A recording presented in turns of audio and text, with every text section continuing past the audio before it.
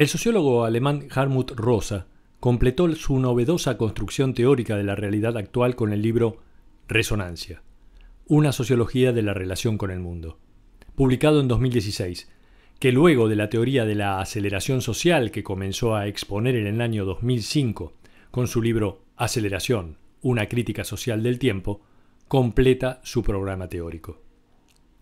En este mismo canal se puede encontrar el video que aborda la primera parte de su sociología crítica de las relaciones con el mundo, mediante el concepto de aceleración social, con el cual plantea el problema de nuestra cultura tardomoderna y prepara el terreno para la respuesta al problema, el concepto de resonancia. La pregunta clave que se hizo Rosa fue uno de los interrogantes esenciales de la filosofía y del pensamiento moderno. ¿Qué es una buena vida y por qué no la tenemos? ¿Por qué no tenemos una buena vida? Lo explicó mediante la teoría de la aceleración social. ¿Qué es una buena vida? Lo explicará con la idea de resonancia, lo otro de la alienación.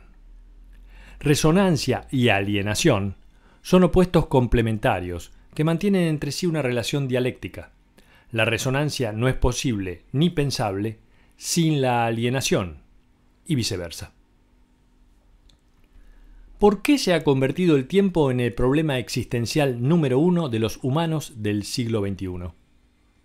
La respuesta de Rosa es que el capitalismo tiene como su motor al crecimiento.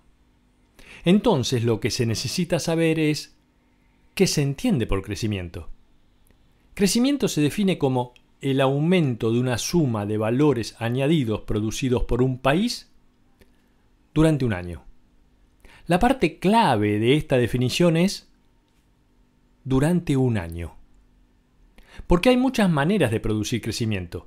Una empresa puede registrar una patente, conquistar un mercado nuevo, lanzar un nuevo producto o absorber un competidor. Pero durante un año.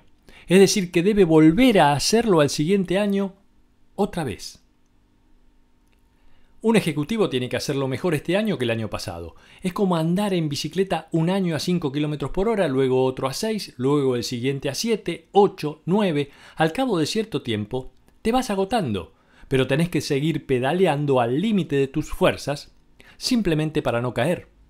Rosa analizó esta dictadura del tiempo mediante el concepto unificador de la aceleración y se preguntó si estamos condenados a vivir en una sociedad profundamente marcada por la lógica de la aceleración. Las sociedades modernas necesitan cambiar y transformarse, y Rosa llama a esa necesidad estabilización dinámica, porque no se concibe una sociedad que no consiga estabilizarse si no es de manera dinámica. Esto significa que obligatoriamente debe crecer, acelerar y producir innovaciones de manera permanente, pero solo para poder mantener su estructura y su status quo. Las culturas precapitalistas innovaban por casualidad o por la necesidad impuesta por un entorno cambiante. Pero no está en la esencia de los seres humanos querer aumentar sistemáticamente el número de innovaciones que generan, ni tener cosas nuevas o querer siempre más. Si no es natural de una sociedad acelerar, la pregunta es si nuestra sociedad tardomoderna debe acelerar o puede desacelerar. La respuesta a esta pregunta es política. Al principio, el conservadurismo recelaba de la aceleración y el progresismo era quien se mostraba aceleracionista, pero en las últimas décadas se invirtió la tendencia. El conservadurismo liberal ahora promueve la aceleración de los procesos socioeconómicos y tecnológicos mediante una confianza ciega en la tecnología y la reducción del control político sobre estos procesos. En tanto, el progresismo, por el contrario, ya no está motivado por la idea del progreso técnico y social, sino por la atención a las cuestiones medioambientales y un enfoque decrecentista que a su vez es desaceleracionista. La estabilización dinámica tiene como objetivo conquistar el mundo, hacerlo más accesible, ponerlo bajo nuestro control, lo que Rosa llama alcance de mundo.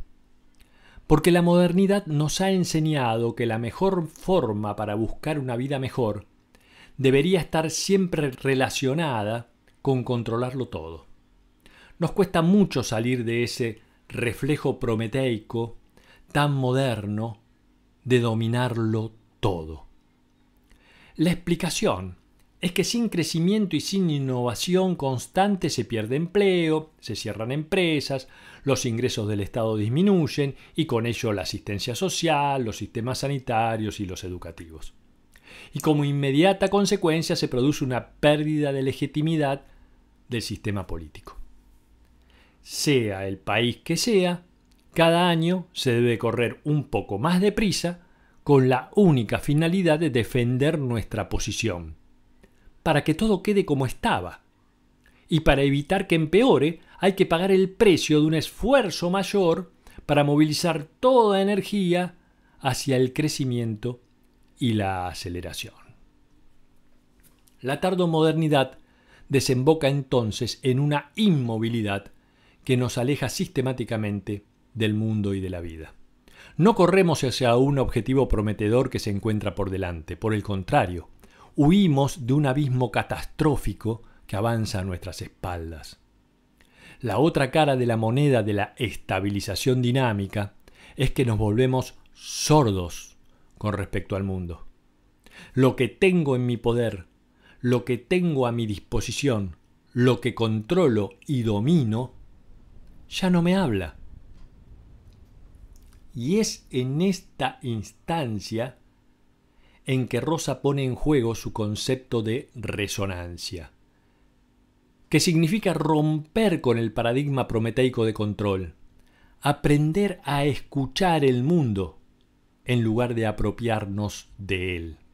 Lo que debemos buscar es modificar nuestra relación con el mundo, establecer lo que Marcuse llama una relación erótica, que no se basa en la voluntad de cosificación, sino en que el mundo se vuelva capaz de hablar.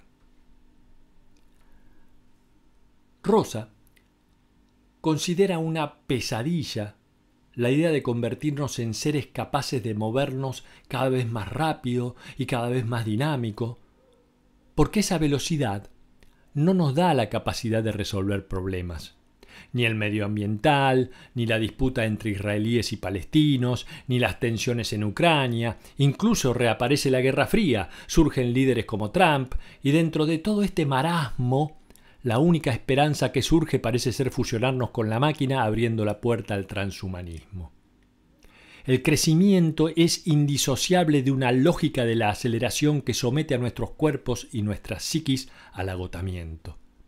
La cara oculta del juego del crecimiento es el agotamiento psíquico y físico que observamos por todos lados, reflejados en el aumento de la tasa de burnout. Paradójicamente, el burnout no está provocado tanto por una gran cantidad de trabajo o por la obligación de avanzar a toda máquina, sino por la ausencia de todo horizonte de objetivos, por tener que correr siempre más deprisa con el único fin de seguir en el mismo sitio. No es la cantidad de trabajo lo que nos lleva al burnout, sino las condiciones de ese trabajo, cuando los logros son eslabones de una cadena sin fin y las relaciones entre los individuos se instrumentalizan, cuando el trabajo ya no nos devuelve nada. En ese marco se manifiesta una angustia fundamental y surge uno de los miedos más profundos, que el mundo se vuelva ajeno, silencioso e indiferente hacia nosotros. Pero entonces, ¿es posible vivir más allá de la aceleración? Sí, se responde Rosa. Y el camino de esa salida hacia una buena vida es mediante la resonancia. La aceleración es el diagnóstico sobre las angustias del mundo actual. La resonancia se presenta como el remedio. Lo que observa Rosa es que vivimos en una profunda crisis de relaciones. De relaciones con nosotros mismos, lo que explica la explosión de consumo de psicotrópicos, pero también una crisis de relaciones con los demás, porque la aceleración de nuestra vida no nos deja tiempo para demorarnos y mantener una relación verdadera con los otros y con el mundo. Rosa rescata una frase de Theodor Adorno: es suficiente con escuchar el viento para saber si somos felices. Una invitación a desentendernos de las preocupaciones corrientes y escuchar al viento, para lograr entender realmente lo que acontece con nuestra presencia en el mundo. Un mundo constituido por una materia inerte, sin voz. Desde el punto de vista material, la nieve se compone de cristales de hielo, pero cuando uno descubre un manto nevado en el jardín de su casa, tiene una experiencia de otro orden. Del mismo modo que si paseo por el bosque puedo escuchar murmurar las hojas movidas por el viento. Mucha gente come productos orgánicos, que no necesariamente esté demostrado que sean mejores para la salud. Pero ¿por qué nos gusta encontrar tierra en los tomates? Porque a través de los alimentos orgánicos encontramos una conexión con la naturaleza, de la que nos ha privado nuestra vida urbana. Todas estas son experiencias de resonancia. Pero una experiencia de resonancia no es solo subjetiva, sino también objetiva. Por eso cuando me acerco a la persona que amo, mi corazón late más rápido, y si una música me conmueve, se me eriza la piel. Volviendo a la pregunta original, ¿qué es una buena vida hoy? John Rawls decía que no hay narrativas o discursos que puedan explicar lo que puede ser una buena vida. En cambio, hay bienes de lo que es mejor tener mucho que tener poco. Y este parece ser el proyecto que el sistema nos obliga a aceptar. La modernidad considera que la ampliación del alcance de mundo constituye el parámetro para medir la calidad de vida y los logros, y que la fortuna económica define la amplitud de nuestro alcance de mundo. Como no sabemos muy bien qué es la buena vida, al menos resulta importante haber adquirido una serie de bienes, lo que se traduce en tener capital económico, y también construir capital cultural adquiriendo conocimientos y habilidades, y también capital social invirtiendo en nuestras relaciones, y mantener nuestro capital físico mediante el cuidado de nuestra salud y atractivo. Con todos estos capitales y recursos estaríamos dotados para alcanzar cierto grado de bienestar. Pero paradójicamente, tampoco lo logramos, porque nuestra base de recursos se erosiona permanentemente. Tenemos que estar reinvirtiendo sin cesar para que estos capitales no se agoten, obligados a multiplicar nuestros recursos todo el tiempo para sobrevivir. ¿Qué es entonces una buena vida?, se reitera Hartmut Rosa. Y se responde que la buena vida se la suele buscar en el yoga, en la meditación, en la alimentación sana, en paseos por el campo o en un viaje a una isla paradisíaca. Pero la buena vida la vamos a encontrar en la resonancia, que puede ser todo lo anterior o quizás nada de ello. En general, cuando nos preguntamos ¿cuándo fue que tuvimos una vida satisfactoria?, no respondemos relatando los momentos en que hemos aumentado la cantidad de nuestros recursos, sino recordando los momentos en que hemos entrado en contacto con alguien o con algo que era importante para nosotros. Ante esa pregunta pensamos en personas, pensamos en un libro, en un paisaje, en una canción, en un instante. Cuando le preguntamos a la gente ¿cuál fue la experiencia más importante que viviste el año pasado? ¿Cuál fue el momento en que te sentiste más exitoso? Casi siempre te cuentan una historia sobre jugar con niños o aquellos momentos en que nos implicamos en alguna causa. Y la historia suele terminar con una experiencia que me conmovió. Percibimos como una forma de éxito la manera que nos relacionamos con alguien, lo que demuestra la importancia que tiene la relación entre el sujeto y el mundo. Y de eso se trata la resonancia, del encuentro con lo otro. Rosa considera que la transformación profunda de nuestras sociedades solo se logrará entablando una nueva relación con el mundo, marcada por un vínculo receptivo que nos permita oír y hablar, resonar. Hemos perdido algo del sentido de nuestro estar en el mundo al reducirlo de forma intensa al propio sujeto, a la autorrealización y la toma de decisiones por encima de la propia existencia, reforzando el individualismo. En nuestras interacciones con los demás y con las cosas se observa una lógica de instrumentalización o cosificación. Todo lo queremos poseer, dominar y controlar. Rosa no lo considera un fenómeno de egoísmo, ya que la pérdida de mundo y la pérdida de uno mismo siempre van de la mano. Y por tanto, perder relación con el mundo es negativo para uno mismo. Por eso sentimos que cuando el exterior se ve algo muerto, sordo o vacío, el interior también se siente muerto, sordo y vacío.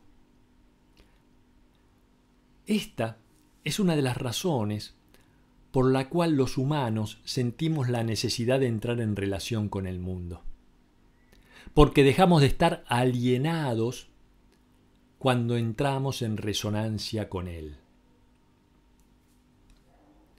Ahí, cuando las cosas, los lugares, las personas con quienes nos encontramos nos afectan, nos impactan o nos conmueven, es donde tenemos la capacidad de responderles.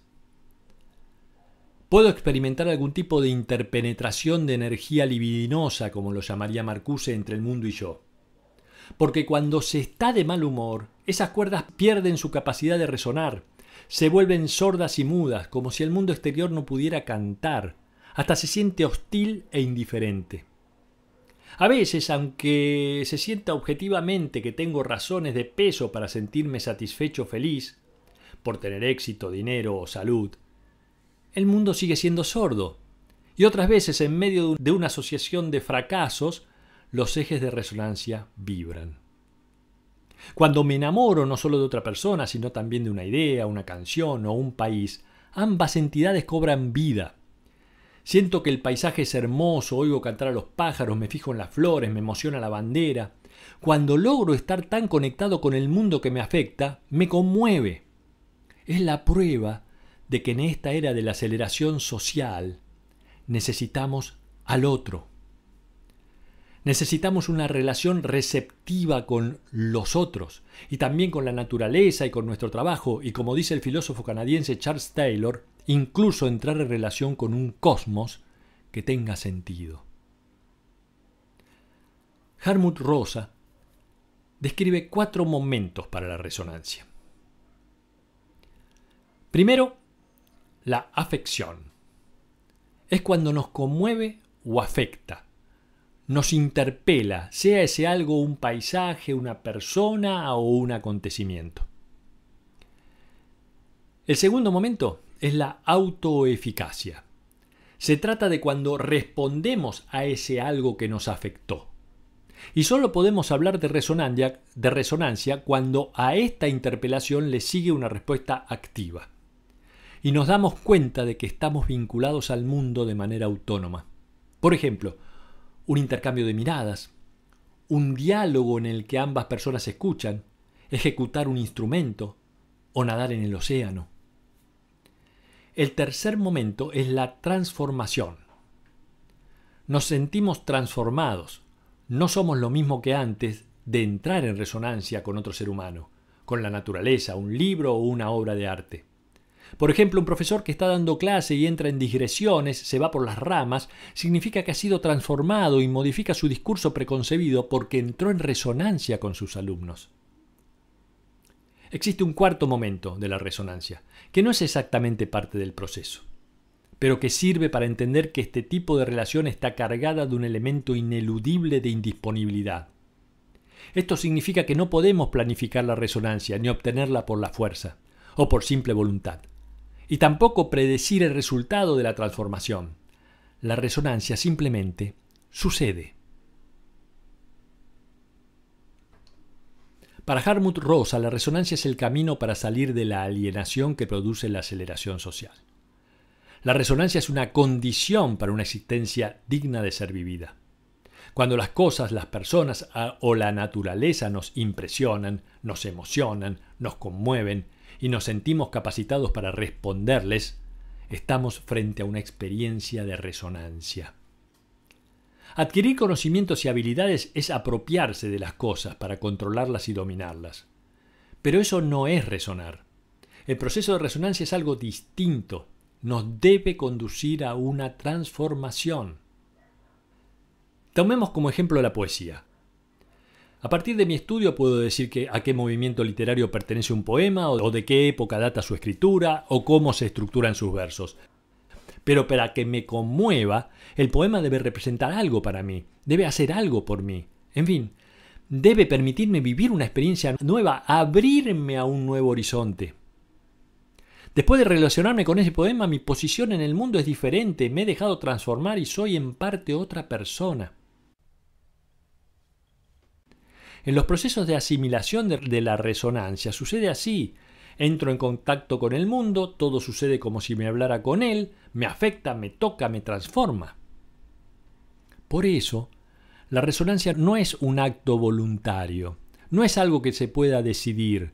La resonancia lleva tiempo, es incierta. Puedo comprarme un libro e incluso leerlo sin que me conmueva o movilice en algún sentido. Pero si bien no puedo forzar la resonancia, lo que sí puedo y debo es predisponerme a ella, debo abrirme a la experiencia, debo darme, debo hacerme vulnerable a lo otro, animarme a transformarme, sin saber cuál será su resultado. La resonancia se trata de un proceso de apertura mental e incluso corporal hacia el mundo. Implica la voluntad y capacidad de escuchar una voz y dejarse conmover por ella.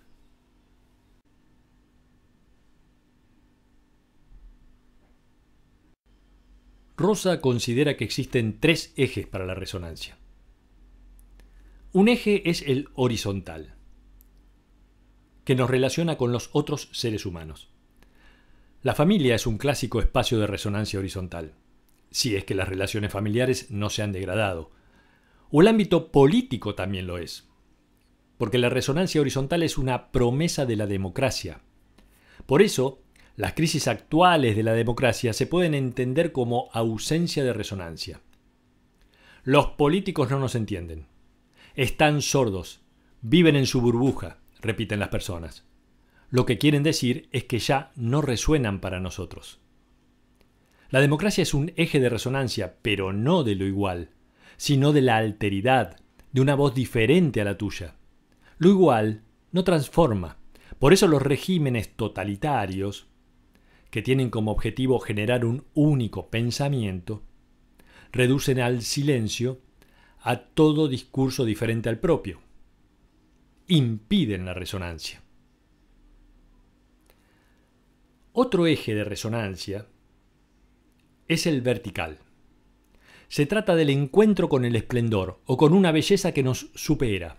Un encuentro con el mundo mismo. Es una especie de trascendencia en la que se nos insertan, por ejemplo, los fenómenos religiosos, que se expresan en la función de la misa, de las grandes arquitecturas de los templos o de la música sagrada. Finalmente, un tercer eje de resonancia es diagonal. Se refiere al obrar sobre la materia, como nuestro vínculo con la masa del pan, con el arte, con una herramienta, con un libro. ¿Puedo resonar en mi trabajo? Según Rosa, sí, es posible, porque la resonancia no se limita a espacios de disfrute o de trascendencia. Un obrero o un gerente experimentan momentos de resonancia en la medida que sienten algo como el amor por el trabajo bien hecho.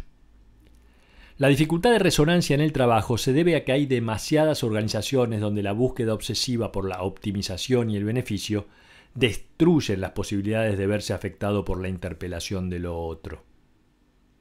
Entonces allí domina la alienación en la aceleración.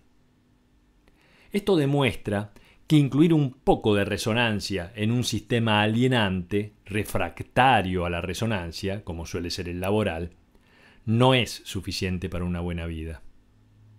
El objetivo debe ser mayor. Y para eso se requieren reformas políticas ambiciosas, que incluso deriven en un cambio de época. Zygmunt Bauman decía que en nuestra modernidad líquida los inmóviles, los que se aferran a un lugar o a una patria, están en desventaja con los nómades. Los inmóviles son los perdedores, decía Bauman. Pero paradójicamente, dice Rosa, quien permanece largo tiempo en el mismo lugar establece una relación íntima con cada calle, cada esquina, cada casa. Conoce su historia, tiene recuerdos, saben cómo cambian las cosas y cómo huelen las estaciones, establece relaciones de resonancia con el lugar. A diferencia de esto, quien se mueve y cambia todo el tiempo de residencia, establece una relación puramente instrumental con el espacio, porque con esos lugares temporarios no nos une ni recuerdos ni experiencias compartidas. No hay resonancia. Lo mismo pasa con las cosas. Las desechamos aún cuando todavía sirven. metidos dentro de un ciclo de cambio y consumo cada vez más breve. Las echamos a la basura antes de que ocupen un lugar en nuestros corazones. ¿Y qué pasa con las personas? Sin duda, entramos en contacto con muchísimas personas, muchas más que nuestros antepasados, pero del mismo modo con que entramos en contacto con facilidad, con la misma facilidad perdemos contacto con ellas. Las estructuras de relación, sobre todo en las clases medias y altas, se parecen a las estructuras de red de Internet. Uno se vincula con una persona, sale con ella, se hacen actividades comunes durante una semana o meses, se siente muy próxima una de la otra y de pronto se pierden de vista sin siquiera despedirse. Permanecemos esencialmente como desconocidos. No nos empapamos de nuestras identidades. No compartimos ninguna trayectoria vital. No resonamos. Hartmut Rosa sostiene que salir de la alienación, de la aceleración, es posible. Que un mundo mejor es posible. Puede producirse una transición entre la actual relación con el mundo, que tiene por objeto el de disponer de las cosas y ponerlas bajo nuestro control, para ir hacia una actitud de apertura ante el mundo, cuya principal característica sea la escucha. Predisponerse a escuchar al mundo, percibirlo y responderle, es algo muy distinto que deshacerse de él. Tenemos que invertir en una política del tiempo, verla como un ámbito libre de crecimiento económico. Reflexionar sobre la cuestión de un progreso social que no esté esclavizado a la economía y la tecnología, que esté marcado por el abandono del programa prometeico de la apropiación del mundo y de las cosas. Debemos pensar en cómo podemos hacer sociedad mediante la resonancia. Pensar en estar juntos para afectarnos, conmovernos y transformarnos. Proponer un espacio social marcado por la atención hacia el otro y esencialmente hacia el otro distinto. Tomar distancia de la ética individualista hegemónica de la actualidad, pensando en experimentar una aventura colectiva,